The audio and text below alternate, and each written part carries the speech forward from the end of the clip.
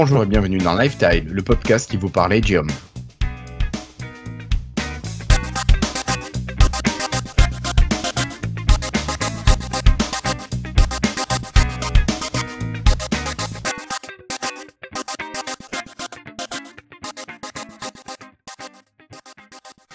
Bonjour, nous sommes aujourd'hui le jeudi 24 octobre 2019 et c'est l'épisode 164 de Lifetime. Alors avec moi ce soir, j'ai le plaisir d'accueillir d'abord Cassim. Bonsoir Cassim, comment vas-tu? Bonsoir, ça va très bien. Et toi? Bon, ça va.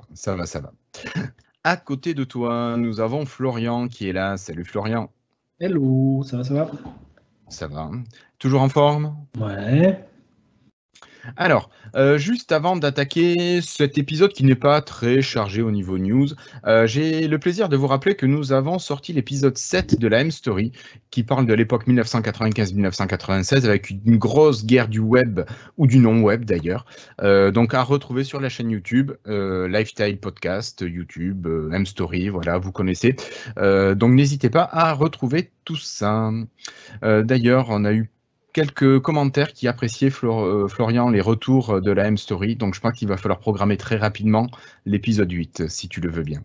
Ça devrait être faisable facilement. On attend juste notre ami Christophe qui est jamais dispo. C'est ça d'être une star. Sans plus attendre, je vous propose d'attaquer par le dossier.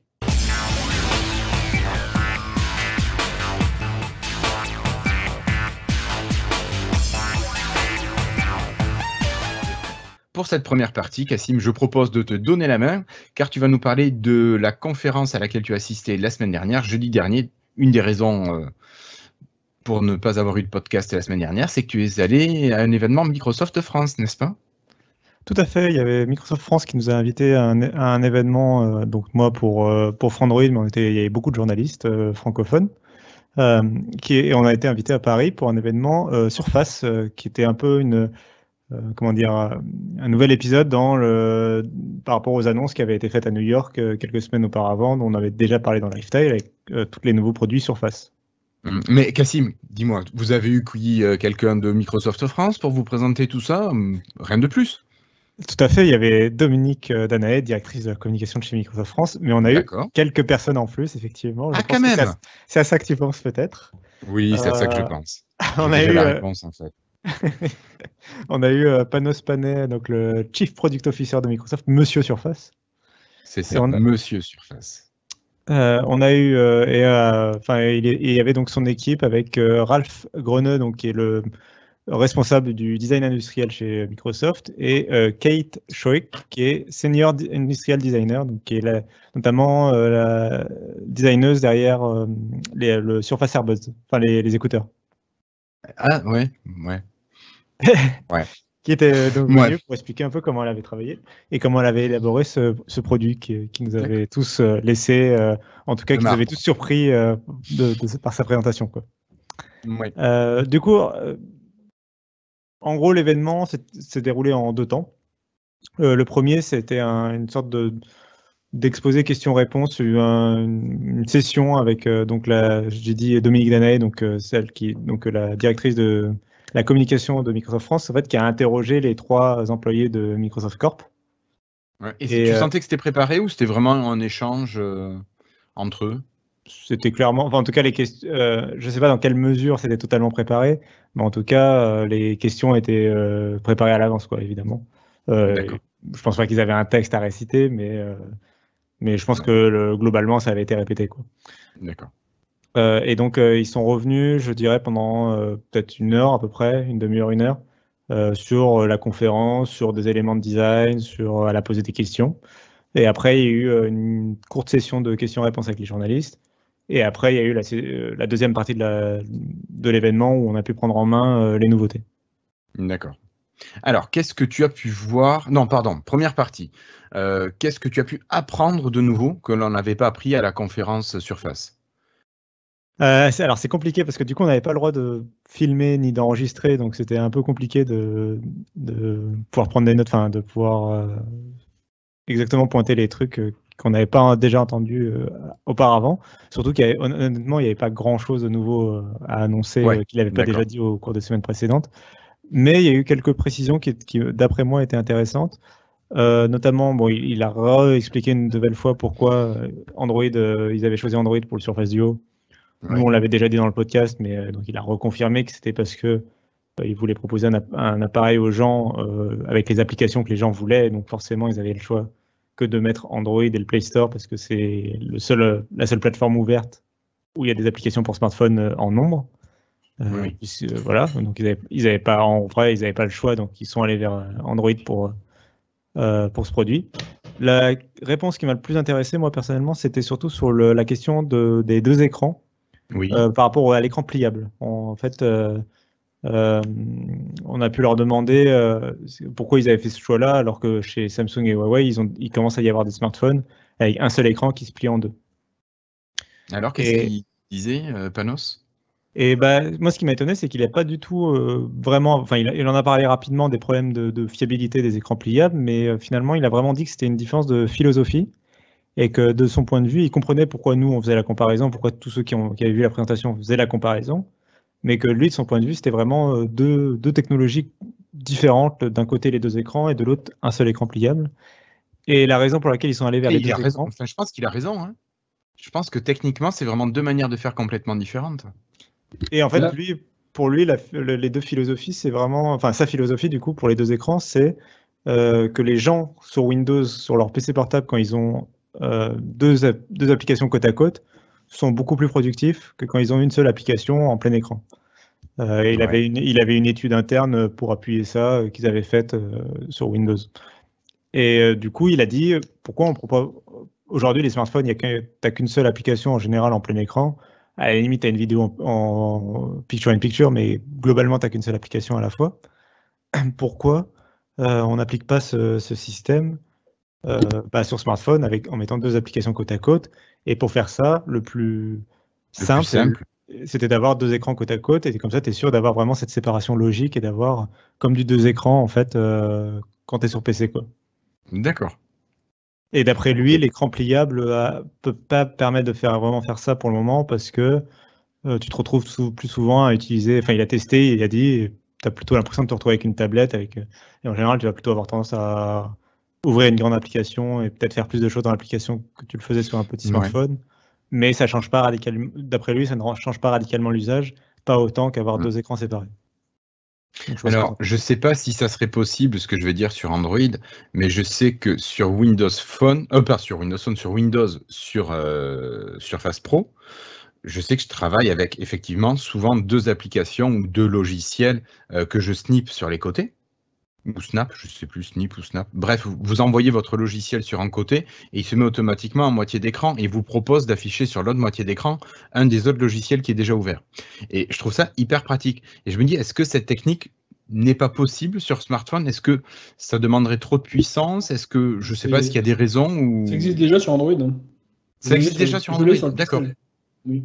D'accord. En fait, ça existe depuis quelques années sur Android. C'était en premier chez Samsung. Maintenant, c'est vraiment toutes les versions d'Android. Enfin, Google l'a implémenté, donc tout Android est capable de le faire.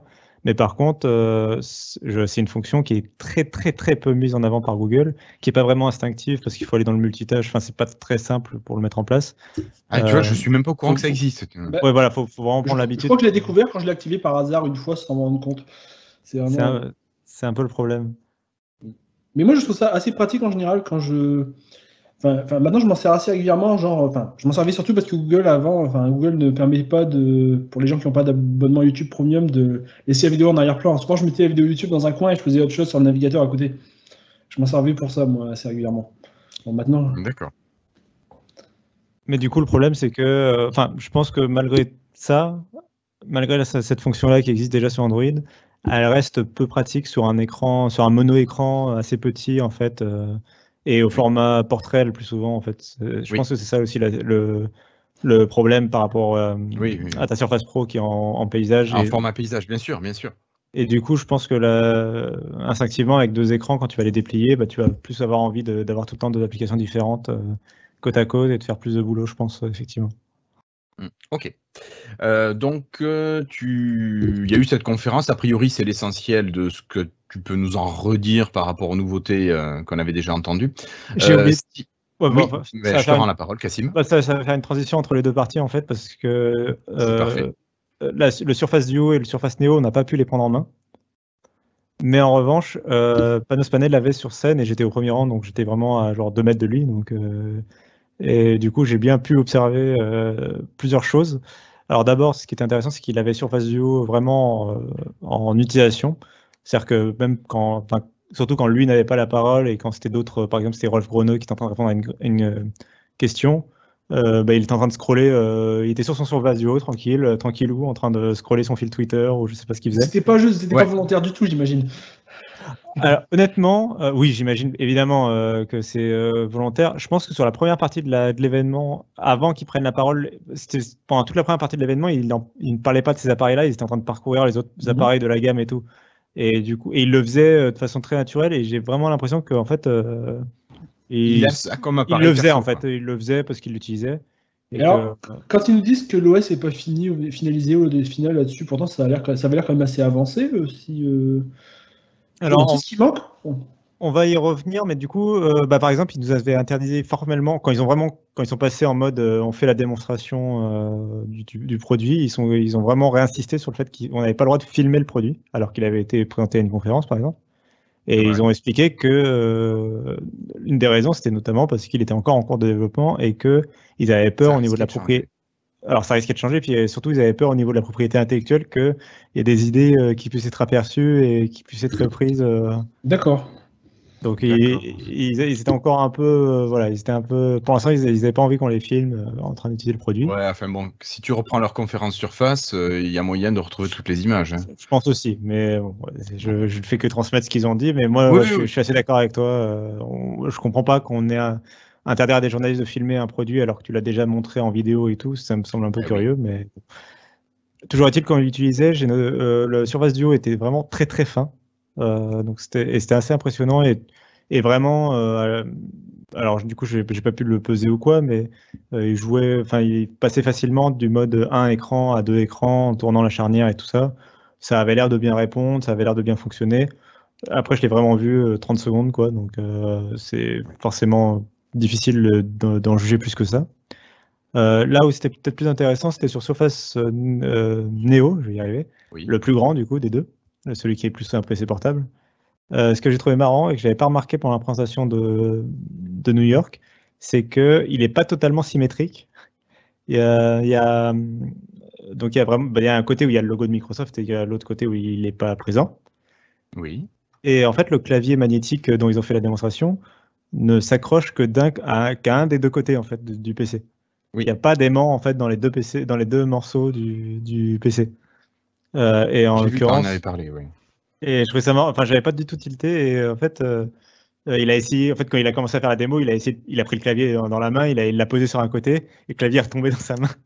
Et il s'est rendu compte, il l'a pas dit, mais moi j'ai vu qu'en fait il a compris qu'il s'est pris de côté, il l'a collé de l'autre côté, et là ça s'est monté instantanément. Il a pu faire la démo. Regardez, le clavier passe devant, machin. Mais du coup, je trouvais ça marrant qu'il soit pas totalement symétrique, alors que j'ai l'impression que quand tu l'as en face de toi, tu sais pas forcément par quel côté tu l'as pris, et tu fais pas forcément très gaffe.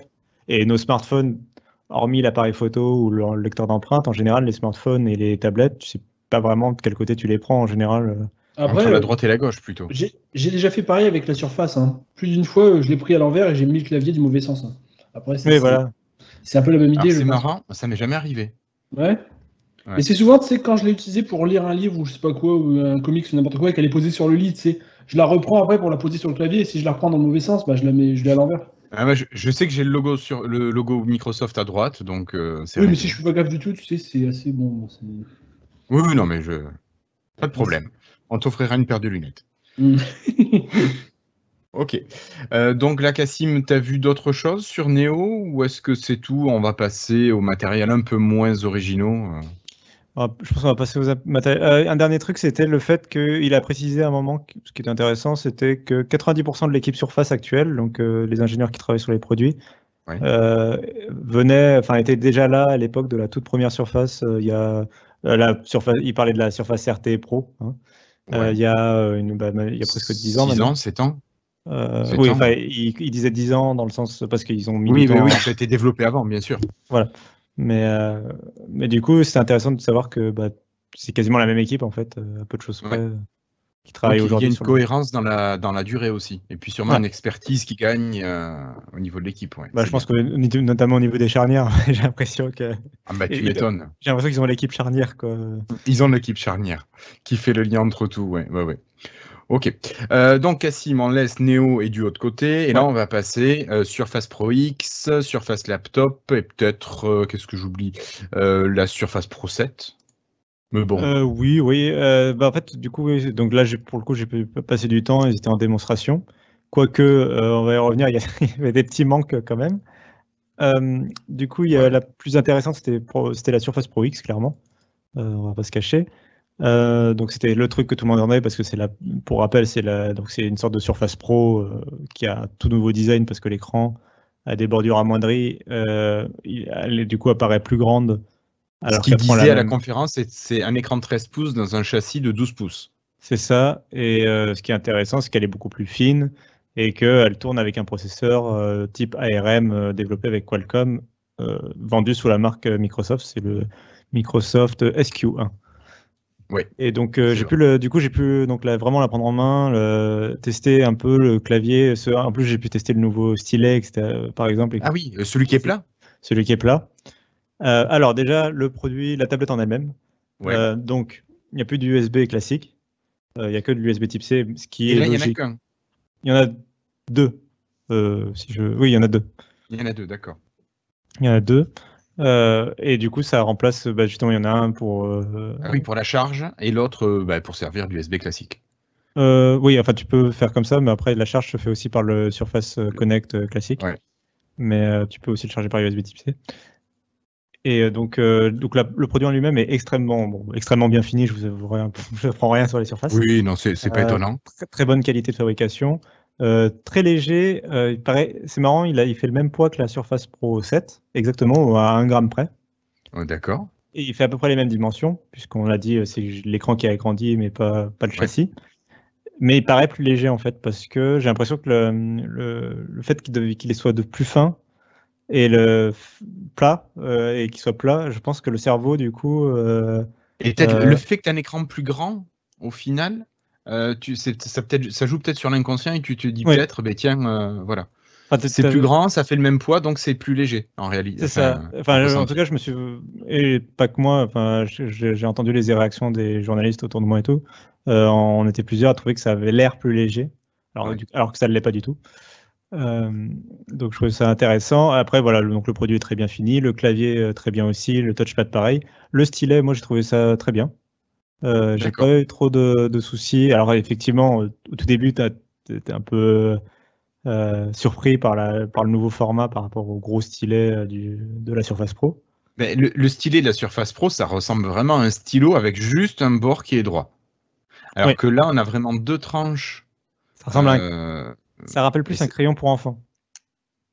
Et encore, les crayons pour enfants, moi je les connais plus à 3 côtés, triangulaires. Mais il y a des crayons promotionnels qui étaient comme ça, qui étaient très plats.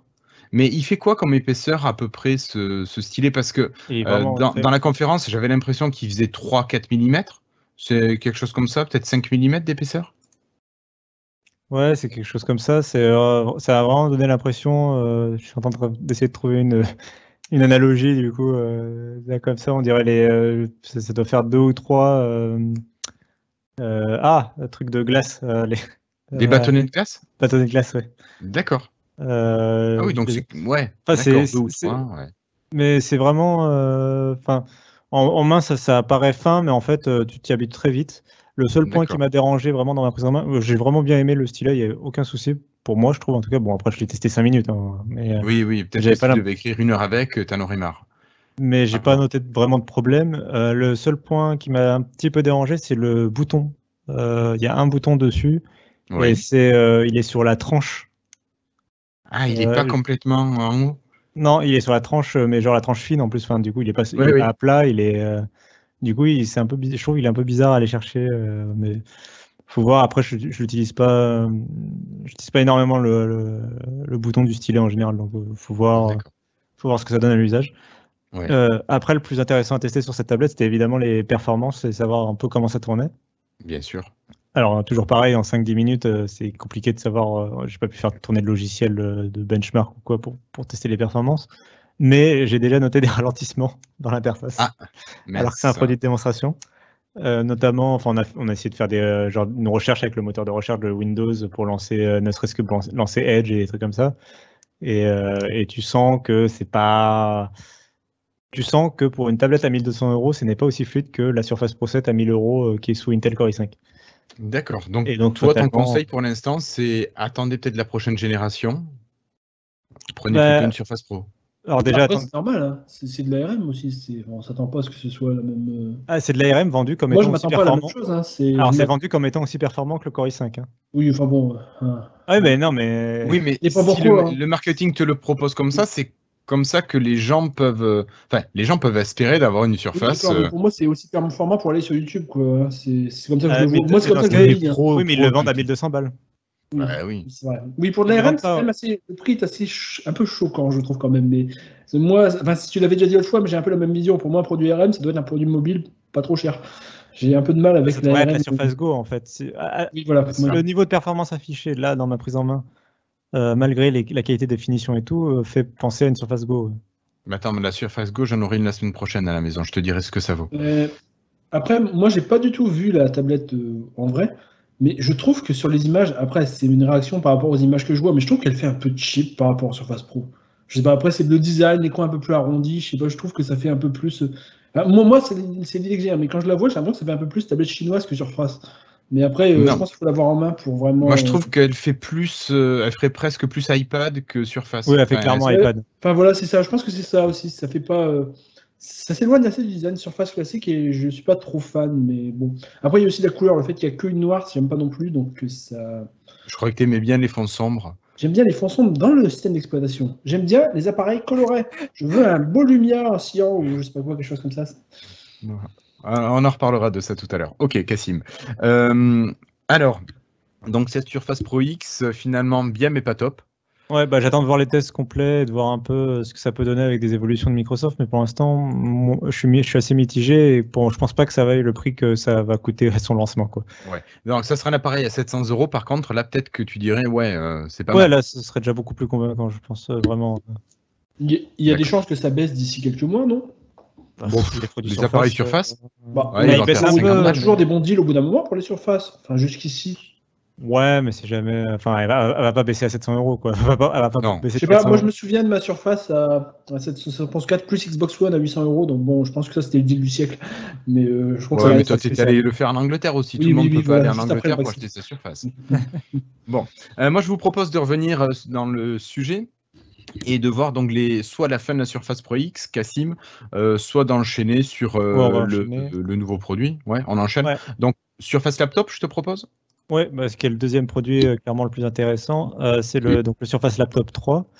D'autant qu'en plus, depuis ma prise en main, il a déjà été testé par certains journalistes. Ouais. Et on a notamment eu iFixit qui a fait aussi un démontage. Ah oui. Donc iFixit, pour ceux qui ne connaissent pas, c'est un site, un service qui démonte le matériel et qui donne une note de démontabilité du matériel pour pouvoir le réparer. Et donc jusque-là, les Surfaces avaient à peu près 1,5 sur 10 de notes. Avait même 0 dans le cas zéro même, certaines. Pour le Surface Laptop. Parce que en fait, les deux premières générations de Surface Laptop, tu étais obligé vraiment d'arracher, enfin le clavier mourait, enfin tu tuais la machine pour la démonter, quoi. Tout était collé à l'intérieur et en plus pour ne serait-ce qu'enlever le clavier, tu étais obligé de y aller au cutter pour couper le clavier, quoi. Donc, pourri. Donc c'était vraiment pas bon du tout. Donc, il avait 0. Là, le nouveau Surface Laptop 3, je le dis tout de suite, il a eu 5 sur 10, ce qui le classe dans les très bons élèves du marché, malgré le fait que la moyenne soit pas terrible. Mais en gros, par exemple, les MacBook et compagnie, ils sont à 1, 2, 3 sur 5 sur 10. Là, il est à 5 sur 10, donc c'est pas top dans l'absolu, mais c'est une très belle progression et c'est mieux que des produits concurrents, notamment sur les Ultrabooks qui sont très fins. Oui, tu m'étonnes. Mais c'est vrai que quand tu vois ce Surface Laptop, il est excessivement fin. Alors, il est très fin. Il faut noter qu'il est un peu plus épais que les précédentes générations, notamment à l'avant, là où il y a le touchpad. Après, il y a beaucoup de choses à dire sur ce Surface Laptop. Du coup, d'abord, donc je rappelle maintenant il a deux styles différents, le style classique et le style aluminium métal, qui le rapproche énormément des MacBooks. Et là, pour le coup, c'est clairement quand tu l'as sous les yeux, c'est un MacBook sous Windows, quoi, un petit peu quand même, quoi. Il y a certains traits de design qui rappellent encore un peu Surface, notamment le profil en fait du PC finalement, mais d'une manière générale, le clavier comme ça avec les bords en métal et tout, je trouve que tu perds beaucoup de la philosophie Surface malgré tout. D'accord. Donc après bon, c'est une histoire de goût, c'est très bien, il n'y a pas de souci, c'est pas très grave quoi. C'est chacun prendra la version qu'il préfère quoi. Après, l'autre chose que je voulais ajouter, donc c'était je voulais revenir sur cette réparabilité. Parce que du coup, le clavier, maintenant, on peut l'enlever. Oui. Et on peut l'enlever très facilement.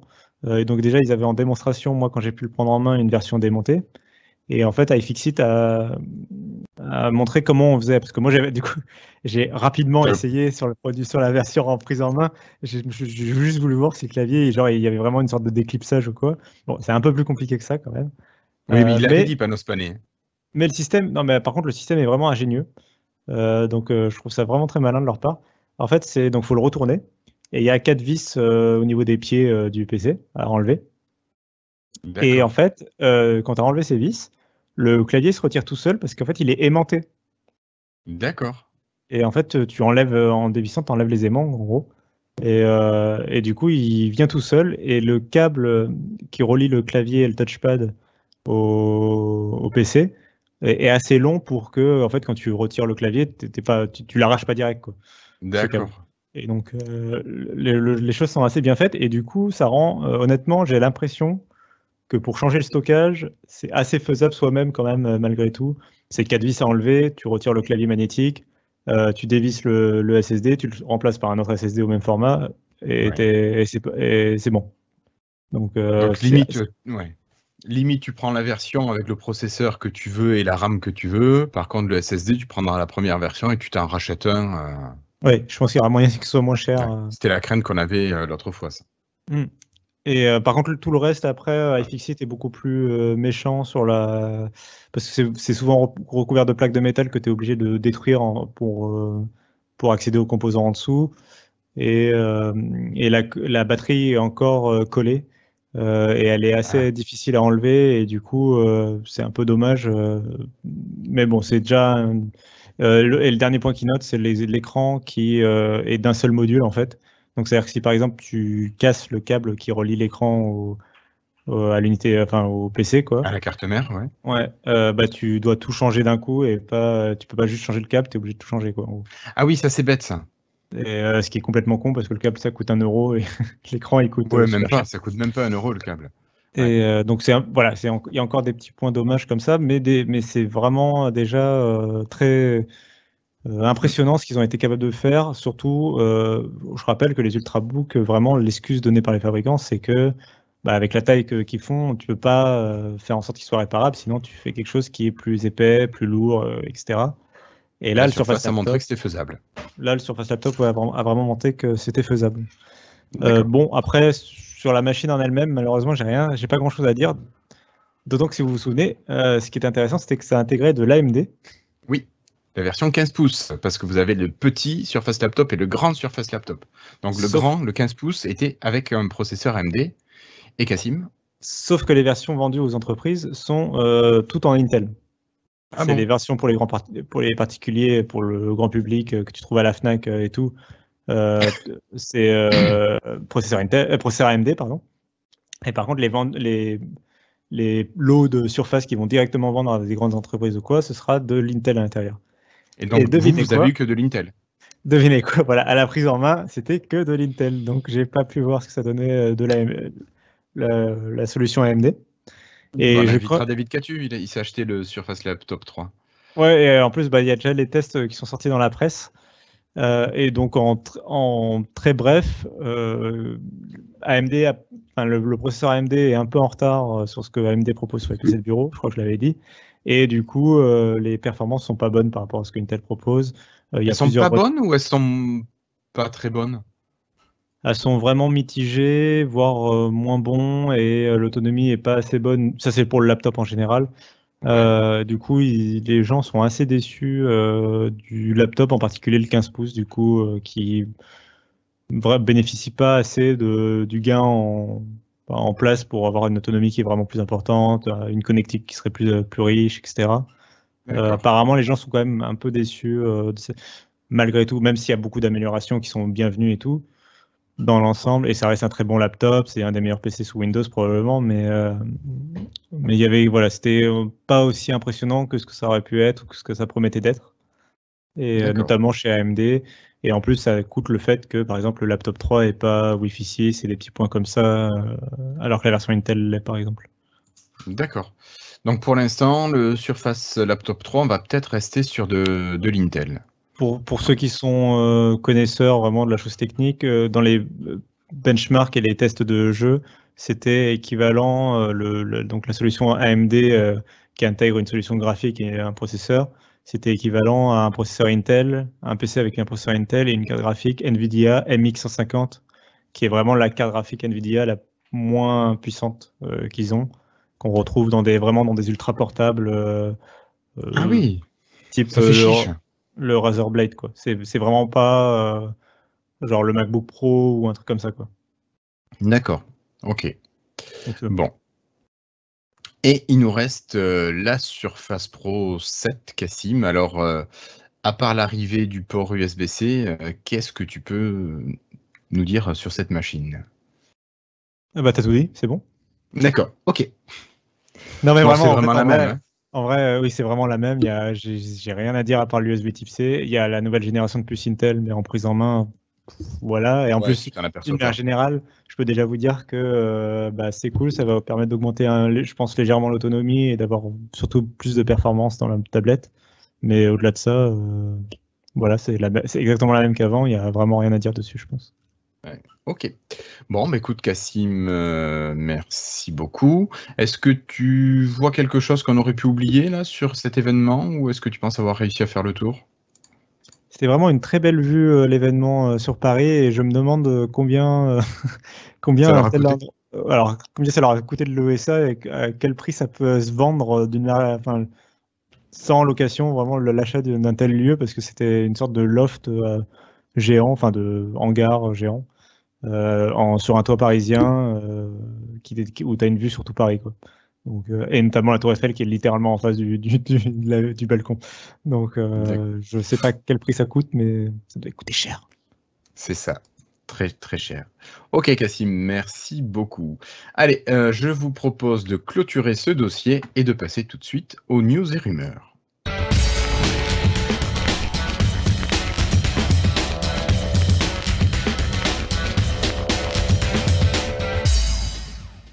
Alors, pour commencer, je crois, Cassim, qu'on va parler de sortie de la prochaine mise à jour de Windows 10.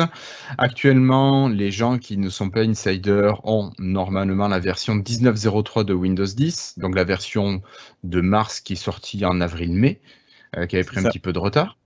Et donc la nouvelle version devrait arriver, là, normalement, elle s'appelle 19.09 pour le mois de septembre, mais bon, il semblerait qu'il y ait un petit peu de retard qui soit pris.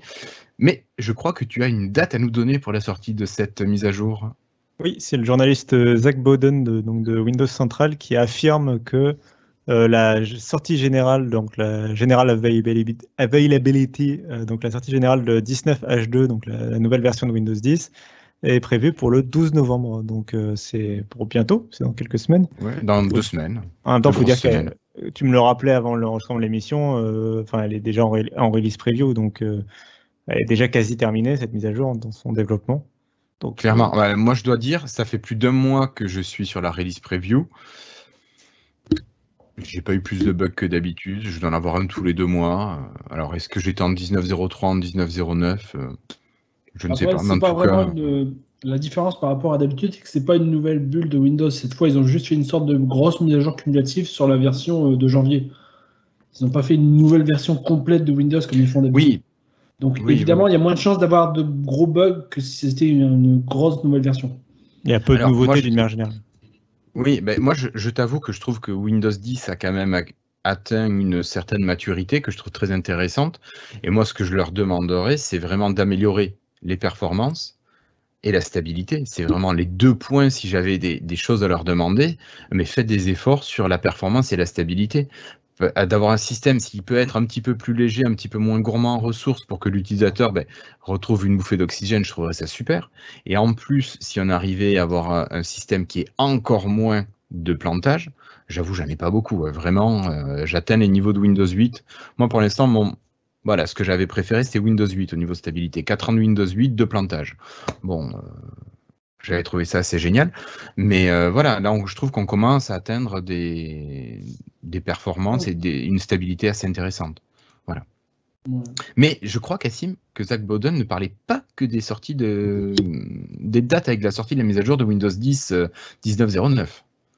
Tout à fait. Il a aussi annoncé que la première build de Manganese était prévue pour la même semaine, donc le 12 novembre aussi, pour pour Florian, en gros, ceux qui sont en Insider Fast avec l'option Skip Ahead, qui permet de sauter des versions. Donc Manganese, pour rappel, c'est le nom de code d'une future version de Windows 10. Puisque Windows 10 a adopté les mêmes noms de code que l'équipe Azure. Et ce qui est intéressant, par contre, c'est qu'on ne sait pas si Manganese, c'est... parce que du coup, on rappelle, donc là, dans la version Insider, on a la version de novembre qui est en release preview, on en parlait à l'instant. On a la version de début 2020 qui est en test aussi, chez les Insider. Ça, c'est celle que Florian a actuellement. Voilà. Donc logiquement, la version d'après, c'est celle qui arriverait fin 2020. Oui. Sauf qu'il y a des chances que cette Skip Ahead, elle aille directement aller vers la build, la version qui sortira début 2021. Puisque en fait, ça suivrait à chaque fois le cycle où en fait les gens en Skip Ahead, ils ont toujours la grosse version qui sort en début d'année. Et donc maintenant qu'on a bien testé la version de début 2020, Florian passerait sur le début 2021. Et tout au long de l'année 2020, le reste du programme Insider testerait d'abord la version qui sort début 2020, puis après testerait plus tard dans l'année la version qui sort fin 2020. Et on arriverait dans 1 an, par exemple en octobre, avec Guillaume qui nous dit qu'il est sur Manganese, 20 H2 release preview, et qu'il est très content. Il n'y a pas beaucoup de nouveautés, mais qu'il est très content de la stabilité de sa version. Et que j'ai gagné en performance. Et qu'il a gagné en performance. Et que Windows 10 a atteint une certaine maturité, ma foi. Mais du coup, et Florian, par contre, lui, serait toujours avec une version d'avance qu'il aurait eu depuis le début de l'année. Et moi, je m'ennuie à fond dans Prime Insider. Qu'est-ce qu'on se fait chier de nos jours, franchement. Forcément. C'est plus... il n'y a plus rien de neuf, il n'y a plus rien à tester quasiment. Qu'est-ce que c'est chiant, j'ai envie de dire, quoi. Et en plus, à chaque fois que Microsoft tente quelque chose, genre là, ils font une mise à jour où ça a un peu cassé le redémarrage du PC. Parce qu'on redémarrait le PC, le PC ne redémarrait pas tout seul, il fallait forcer le reset à la main.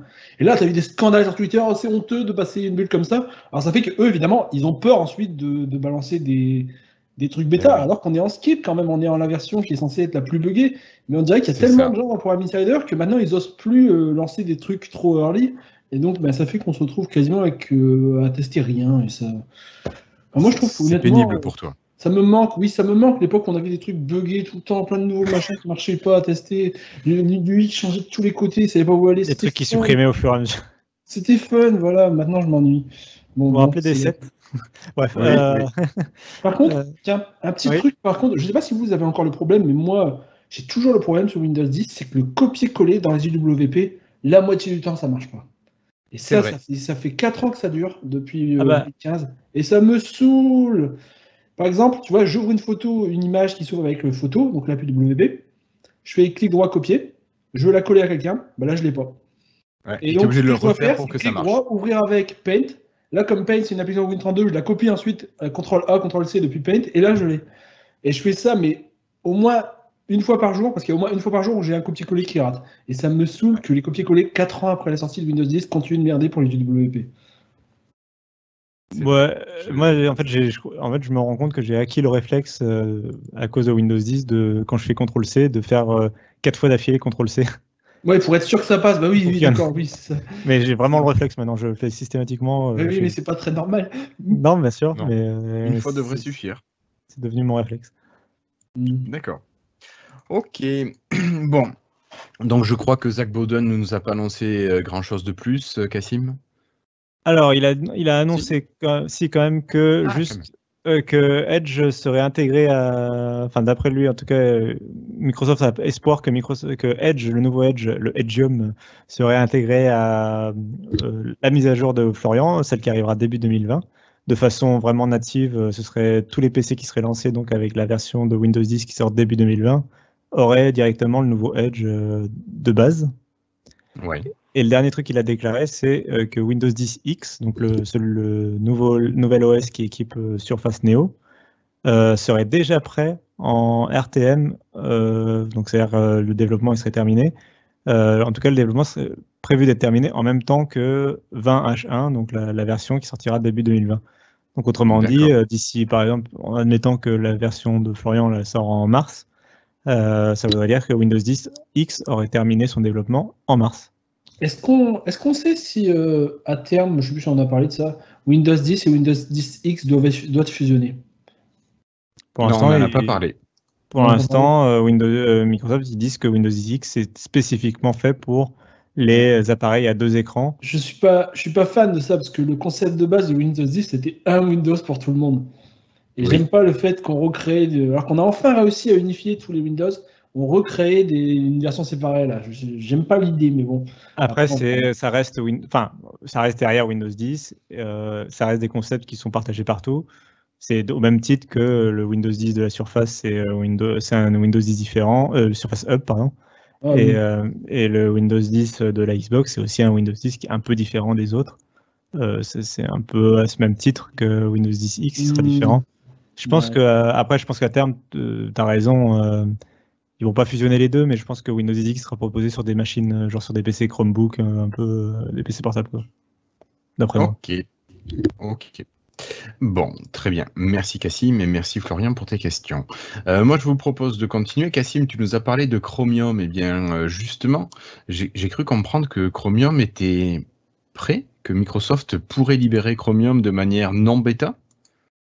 Oui, alors celle-là, elle est quand même assez drôle parce que c'est un site que je connais pas bien qui a trouvé ça. Donc c'est comment il s'appelle, j'aimerais bien retrouver le nom quand même.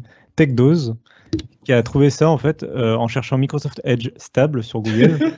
Sur Google. Le lien il y a un lien Microsoft qui était public qui permettait de télécharger la version stable de Edge. Je pense que c'est toujours possible. Et donc c'est un téléchargement complètement officiel qui vient des serveurs de Microsoft de la version stable de Edge. Et sauf qu'il n'y a aucune annonce. Je pensais que l'annonce serait faite dans la journée même ou un truc comme ça. Je pensais que juste que c'était un serveur qui avait été lancé un peu trop tôt. Mais non, ça n'a toujours pas été annoncé, Edge en version stable. Mais c'est parfaitement téléchargeable, c'est parfaitement officiel. Ça vient des serveurs de Microsoft, il n'y a aucun souci. Et par contre, c'est intéressant parce que c'est vraiment la version stable. Du coup, je l'ai installé sur mon PC pour tester. Et donc, y a pas, c'est une version stable, donc du coup, il n'y a plus le flag bêta ou dev ou canary sur l'icône. C'est l'icône de Edge. Il n'y a plus le truc de faire des feedbacks, les éléments pour donner des feedbacks. En tout cas, c'est beaucoup moins mis en avant. C'est comme une version stable, logique. Et le point intéressant, c'est que ça remplace le Edge de Windows 10. Ça le remplace complètement. C'est-à-dire que quand vous cherchez Edge dans le moteur de recherche de Windows, il vous ressort. Il n'y en a plus deux. Il te ressort le seul qui te ressort, c'est la version Edgeium en fait, qui a légèrement changé d'icône d'ailleurs. Du coup, elle est un peu plus bleu foncé. D'accord. Pour séparer peut-être juste. Une petite question, est-ce qu'il est disponible seulement en x86 ou est-ce qu'ils ont sorti une version ARM64 justement pour leur Surface Pro X qui vient de sortir? Alors moi, tout ce que je peux te dire, c'est que quand tu le télécharges, c'est la version x86 64 bits que tu télécharges, mais c'est logique parce que le service te reconnaît il cherche par rapport à ton PC, donc il faudrait tester sur un PC ARM pour voir s'il trouve la version ARM ou pas. Du coup, il faudrait une Surface Pro X. Il faut que je trouve mon Lumia 950, je le reboot sur Windows 10 ARM et que j'essaye de télécharger le truc. Oui, tu peux faire ça. Ça peut marcher. Normalement, aux dernières nouvelles, c'était prévu. En tout cas, par contre, pour répondre à ta question, il y a une version de Edge qui est prévue, le nouveau Edge. Mais vu que je crois que ça vient de sortir le Surface Pro X officiellement. Ça sort en novembre. Oui, le mois prochain. Non, c'est le mois prochain, je ne sais plus. Je vois tellement de gens sur Twitter. C'est vers le 9, 8. Toute la gamme est sortie. Toute la gamme est sortie officiellement cette semaine, sauf le Surface Pro X qui sort en novembre. D'accord. Ok. Merci Cassim. Alors, une triste nouvelle pour les amis possesseurs de téléphones, de smartphones. Cassim, il semblerait que les appareils qui tournaient sur Windows Phone 7 et 8 n'aient plus accès au store. 7 et 8, j'ai bien compris. Longtemps, 7 et 8, ça fait bien longtemps, c'est 8.1 dont on parle là. Oui, mais là, ce sont tous les smartphones, Cassim, qui n'ont plus accès au store. Je marque une minute de silence. Non, bon, on va vraiment faire ou tu le feras artificiellement si tu veux. Non, c'est bien, ça suffit. T'as fait 10 secondes de silence. Ça représente 1 seconde par pourcentage de part de marché au meilleur de sa forme. Donc, il y a Windows Phone 7 et 8 et 8.1 qui vont officiellement perdre leur store d'applications le 16 décembre, donc qui sera fermé par Microsoft. Pour les gens qui sont sous Windows 10 mobile, le store reste ouvert, je ne sais pas jusqu'à quand, par contre, je ne me rappelle plus. Mais bon, en même temps, si vous avez encore un Windows Phone, déjà, il faut changer. Si vous avez un Windows 10 mobile, il faut changer. Donc là, c'est foutu. Non, gardez-le, mais il faut le compléter avec un autre appareil. Je dirais pas qu'il faut changer, il faut le compléter. C'est ça. Voilà. J'en ai un encore, il est dans le placard là juste derrière. Voilà, je peux. On l'a vu en photo sur l'article d'ailleurs. Oui, tout à fait. D'ailleurs, on voit qu'il n'y avait pas de SIM dedans. Je ne sais pas si c'était le mien celui-là ou si c'est. Je crois que c'est le Lumia 800 de la rédac pour le coup. C'est même pas un 920. Si, c'est sûr que c'est un 800, ça ressemble à un 920. J'ai un doute. Je sais plus si c'est mon 920 ou si c'est celui de la rédac. Bon bref. C'était un Windows Phone 8 parce qu'il y a le logo Windows la touche Windows, c'est celle de Windows Phone 8 et pas celle de Windows Phone 7. Ok, donc c'est bien le mien du coup. Donc c'est le 920 et effectivement, je n'ai pas de carte SIM dans mon 920. J'en suis désolé.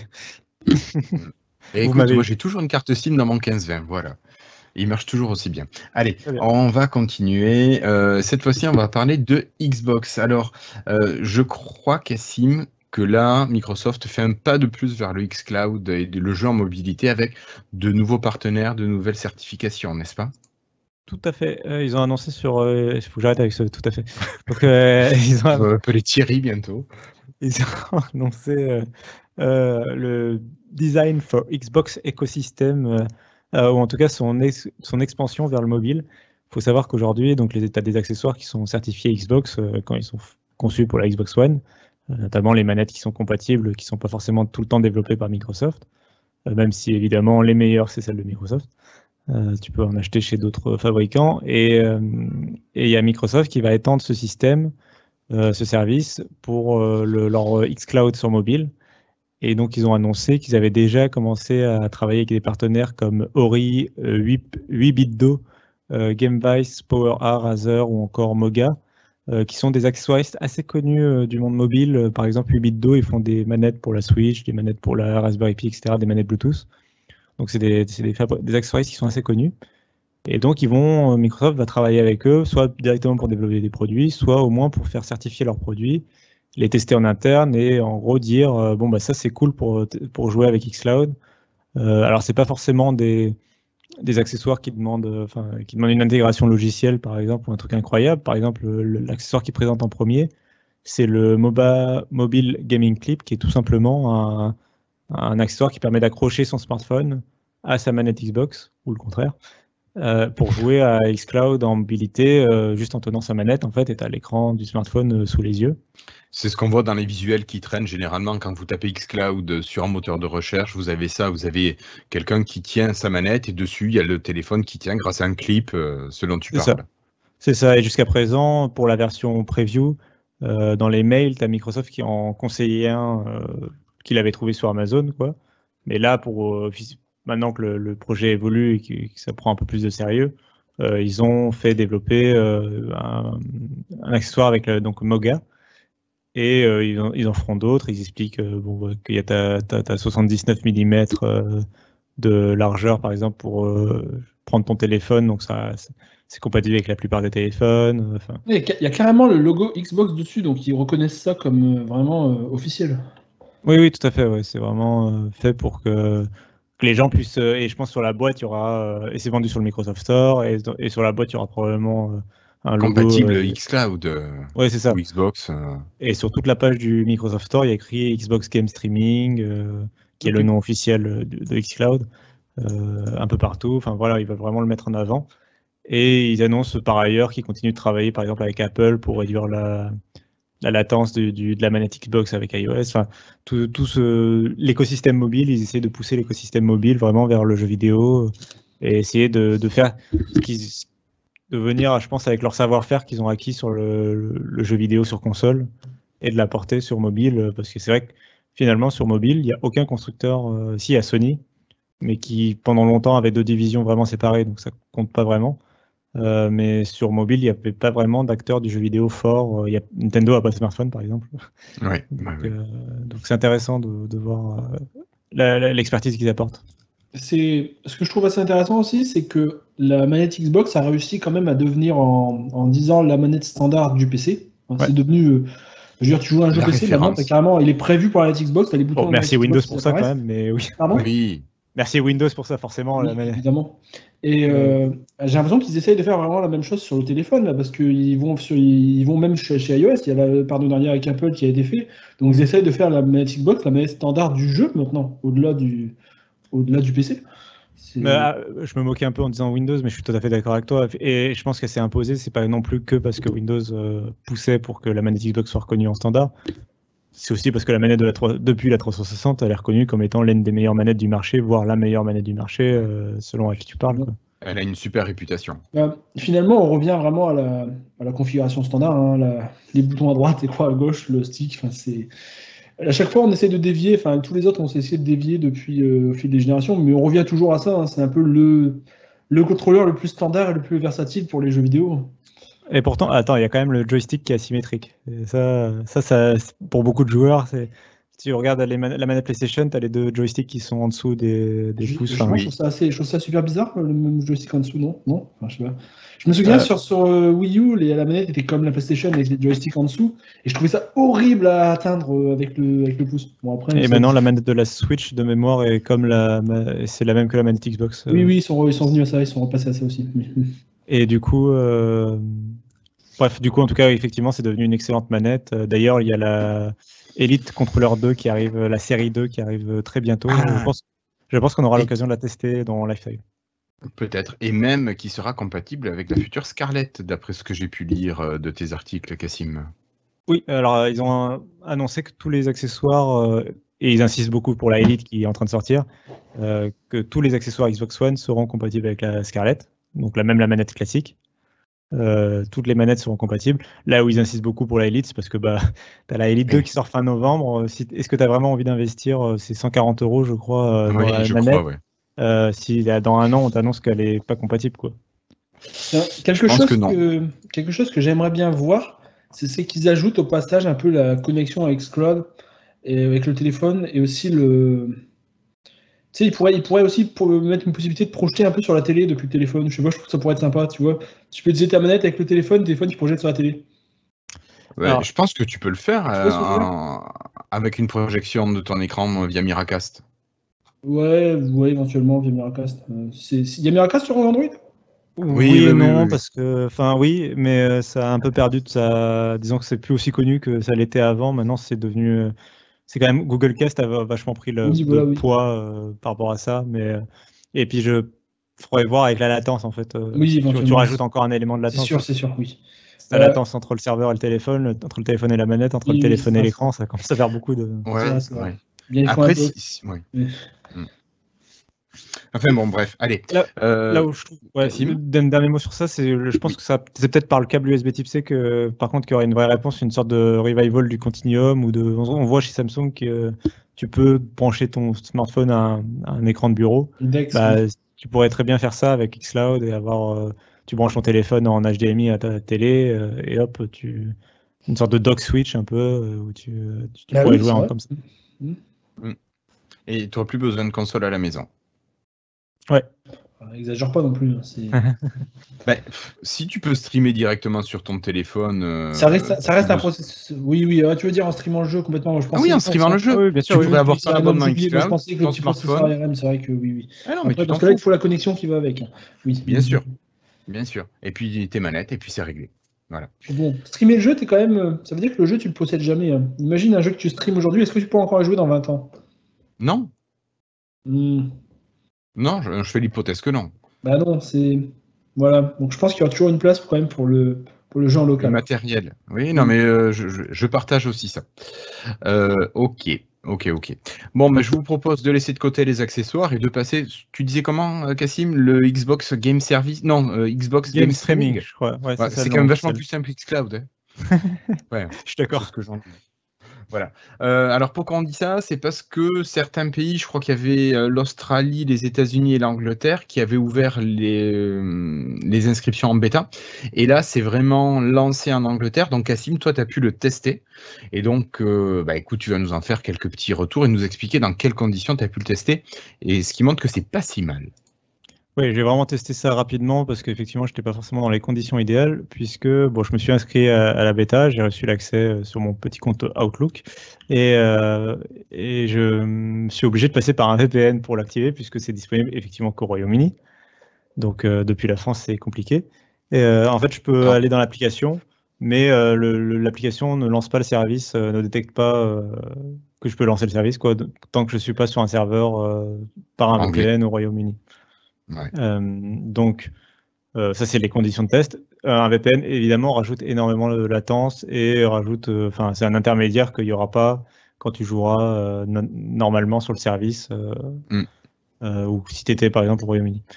Donc, pour faire simple, grosso modo, tu jouais dans des conditions qui n'étaient pas loin, qui étaient loin d'être optimales. C'est ça. Pourtant, j'ai été plutôt impressionné techniquement par la chose.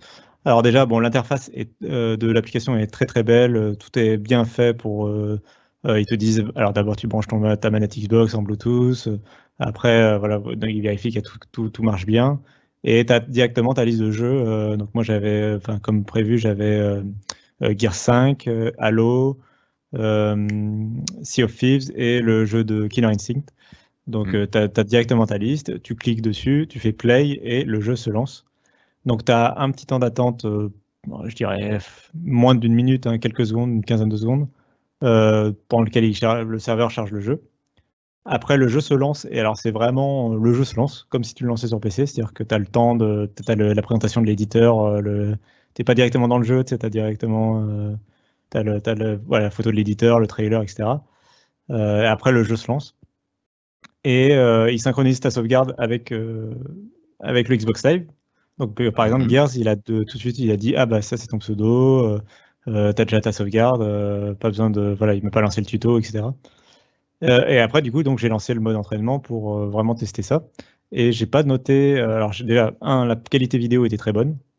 Je trouvais ça vraiment, j'ai pas noté de compression. Enfin, j'avais vraiment pas l'impression de regarder, par exemple, une vidéo YouTube sur mon smartphone. J'avais l'impression vraiment de jouer au jeu sur mon smartphone. C'était vraiment très très propre, vraiment très détaillé, vraiment très propre dans l'image.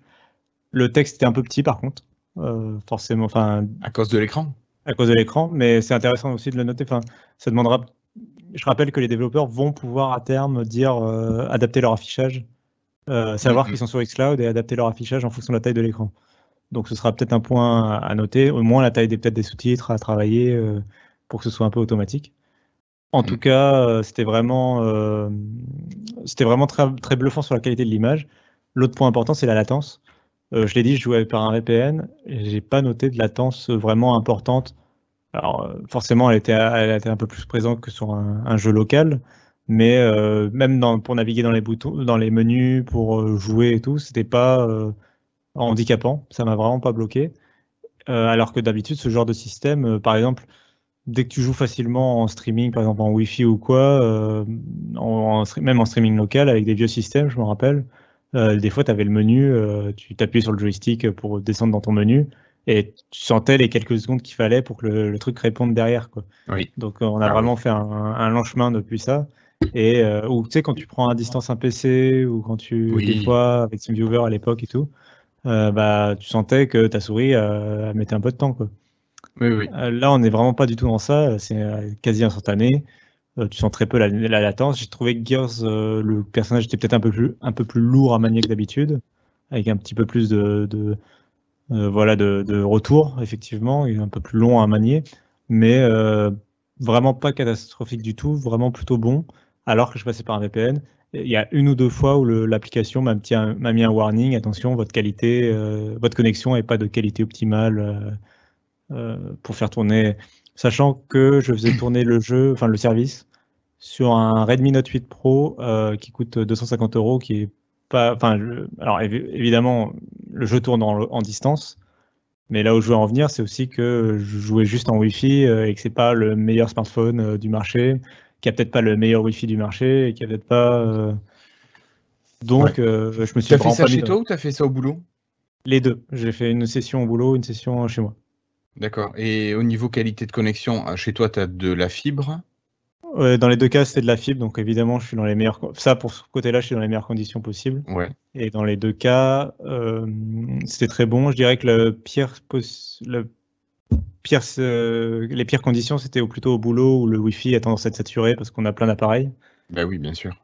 Et malgré ça, ça marchait vraiment plutôt bien. Il y a eu un décrochage au boulot, mais c'était plutôt bien.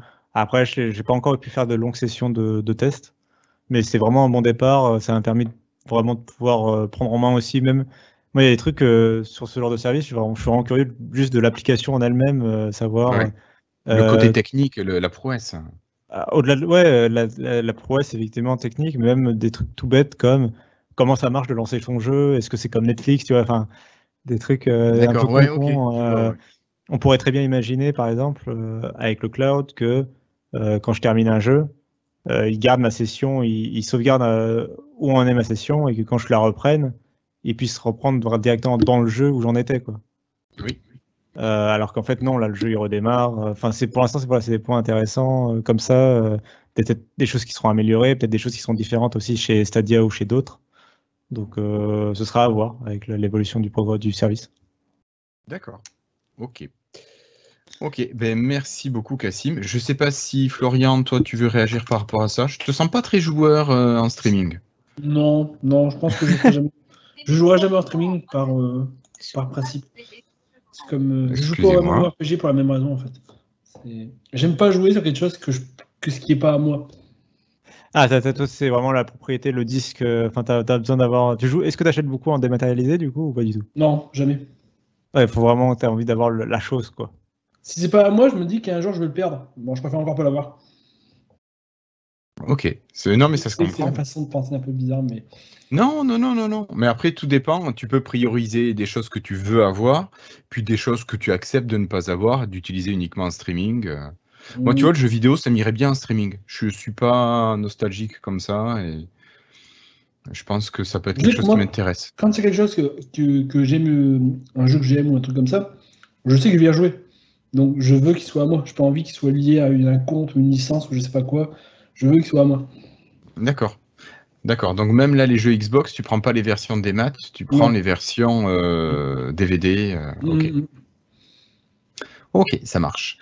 Bon, bah écoutez, merci Cassim, merci Florian, merci à vous deux de m'avoir accompagné ce soir. Surtout merci à toi Cassim pour tous ces retours que tu as pu nous faire. Mais toujours un plaisir. Bah écoute, c'est bien que tu sois sur Paris, comme ça tu peux en profiter. Donc sinon, moi je voulais vous rappeler avant de se quitter que pour ceux qui nous écoutent en audio, là sur cet épisode, vous verrez plein d'images que Cassim a pu prendre ou que son camarade de Frandroid a pris lors de l'événement. Je vous rappelle aussi qu'il y a la M-Story qui est disponible sur la chaîne YouTube, donc vous tapez youtube.lifetile.fr, vous arrivez sur notre chaîne et vous verrez la playlist M-Story sur le côté. N'hésitez pas à nous laisser des commentaires sur la qualité, sur les sujets, sur la durée de l'épisode. On lira ça avec plaisir et avec sérieux. En attendant, moi je vous souhaite de bons congés si vous en avez. Passez une bonne semaine. Je crois qu'on va se donner rendez-vous la semaine prochaine quand même pour faire un petit épisode. L'épisode 165. J'oublie quelque chose, Cassim, Florian? Non, je pense que c'est bon. Allez, rejoignez-nous sur le Slack si vous voulez papoter avec nous. Sinon, n'oubliez pas, on est joignable sur Twitter, @LifestylePodcast. Voilà, allez, on vous dit à très bientôt. Portez-vous bien. Salut. Salut.